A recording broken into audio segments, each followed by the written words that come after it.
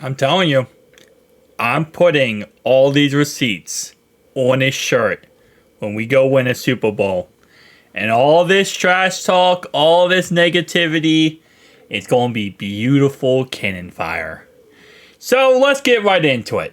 Bryant Mcfadden. Don't know who he is? Oh, well, he was an ex-Pittsburgh Steelers running back. I'm not even going to trash on him too much here. He was, pretty decent on special teams. Wasn't really, a pure guy when it came to outside of special teams. But he was actually a pretty decent special teamer. Let me actually pull up his stats. Unlike him, who is going to sit here and bash on us, I'm not going to be like that. He wasn't really a good running back, but he was a good special teamer. That's really what it was. Which, again, hey, listen, if that's where you make your bread and butter, cool. There's a lot of players in the league who make careers out of being a special teamer. And there's nothing wrong with that. Again, like I said, I'm going to bash Bryant Mcfadden here, but I'm not going to bash his grind and his hustle in the NFL. That's obviously a good thing. With that being said, he thinks we're not going to make the playoffs. And not at all, actually. And not only that, he's going to go as far to, of course, put his Pittsburgh Squealers in the playoffs at the number 7 seed. Number 6 seed, he has the Cleveland Brownies. The 5 seed, he has the Buffalo Bills. The 4 seed, he has the Ravens. 3 seed, Jets. 2 seed, Texans. And 1 seed, Chiefs. Now, he makes an argument in this video, and the argument is pretty simple. 2 reasons why he thinks the Bengals won't make the playoffs. And actually, I would say 3 reasons, because one alludes to the other 2. Number 1, he said this is the toughest the AFC North has ever been. And I agree with that. I think the AFC North is absolutely stacked. I think Pittsburgh got a tough end of the stick this year with having a 8-game schedule that is absolutely brutal. And it's going to be the reason why they don't make the playoffs. But if it wasn't for the 8-game schedule, I think if they truly commit to Justin Fields, they could be a great team.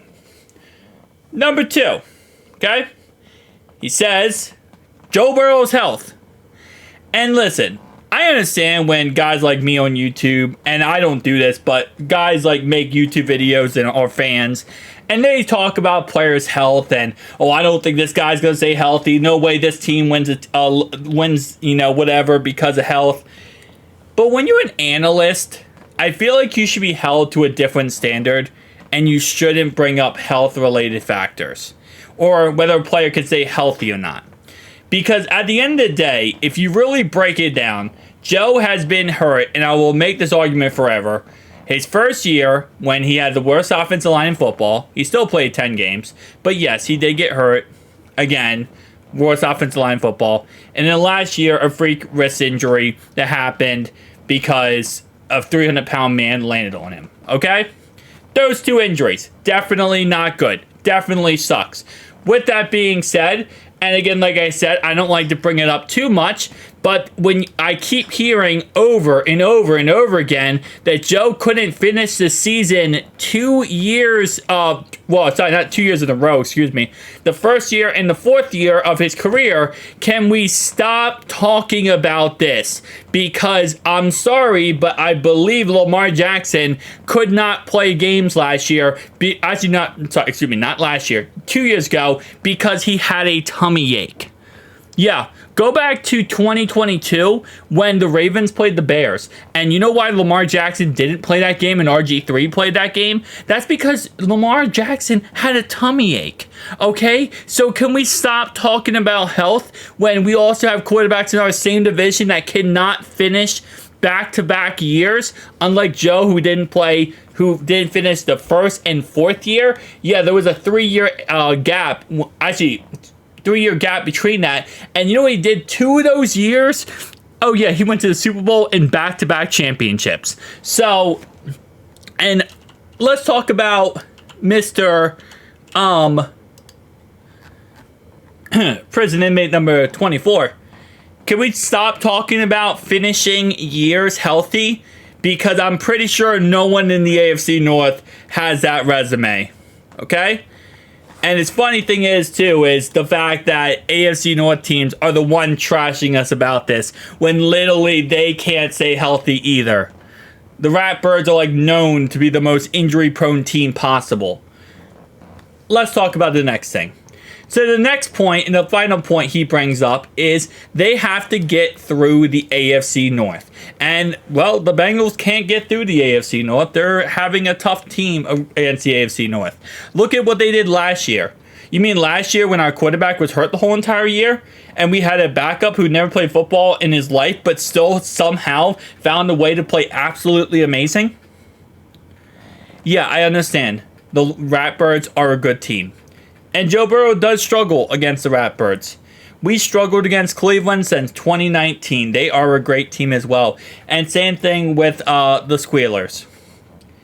Can we not also remember that back-to-back years that the Bengals were AFC North champions and the Ratbirds just took it over last year? And without a Joe Burrow injury, they wouldn't have? Oh, but explain to me, Ratbird fans, why was the Bengals back-to-back champions of the AFC North? And you know what they'll tell you? This is ironic here. They'll tell you it's because Lamar Jackson was hurt and didn't finish the season. The same people who will come at you and say, well, Joe Burrow's injury prone, he can't finish the season, will make an excuse on why they didn't win the AFC North. And their excuse is, we lost our quarterback. The hypocrisy is to a point where I don't even know what to say anymore. Listen, everyone in the AFC North has problems at quarterback when it comes to injuries, to a certain degree. I don't think our quarterback really has that many problems at all when you compare it to other quarterbacks in the league. I'm perfectly fine with Joe. We're going to not only are we going to be the number 1 or number 2 seed this year, we're going to go win the Super Bowl. So, Bryant Mcfadden, stop talking about health of players when you're an analyst. You go into a league, and if you're an analyst, if the player's healthy, you talk about the player being healthy. You don't bring up the fact that they got hurt 2 years. Because why don't you bring up that fact with Lamar Jackson? Why don't you bring up that fact with Deshaun Watson? Yet you have both those guys making the playoffs. Why aren't you bringing up that fact with Russell Wilson, who's gotten hurt before? Justin Fields, who I actually do not think he has. I think he might have been more of a...